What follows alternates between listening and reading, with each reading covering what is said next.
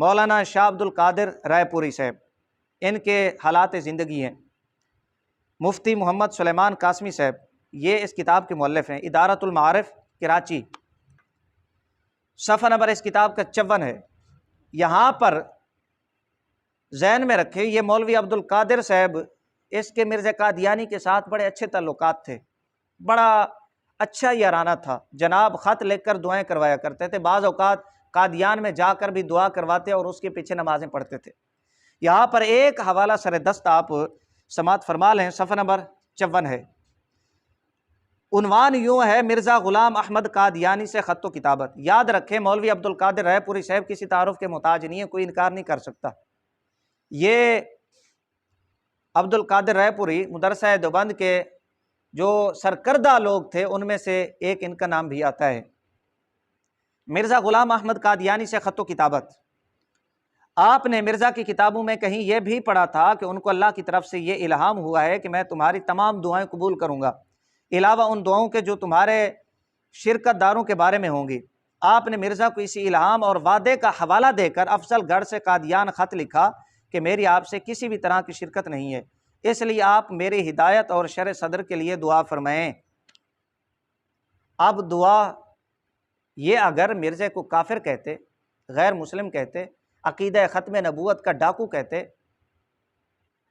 نقب زنی کرنے والا سمجھتے مرزا قادیانی کو، اسلام سے خارج قرار دیتے، تو کیا مرزا قادیانی سے اس طرح دعائیں کرواتے؟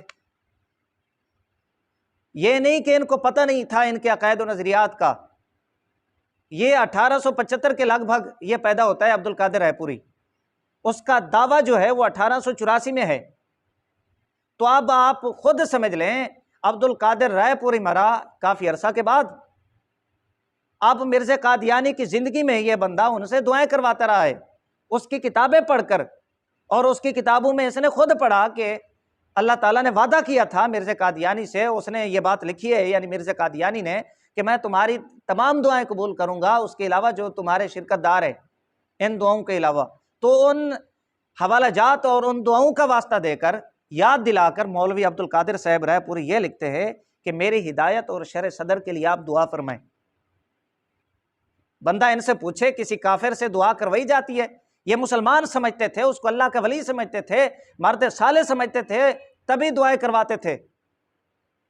آگے مرزا کا جواب، یہ عنوان ہے، میں سکین بڑے احتیاط کے ساتھ لگوا دوں گا، کہیں وہابی دخانی فرقہ کے جو علماء ہیں، علماء دیوبند، ان کی خدمات عوام سے اوجھل نہ ہو جائیں انشاءاللہ، اس لیے بڑے اہتمام کے ساتھ یہ سکین لگوا دوں گا میں۔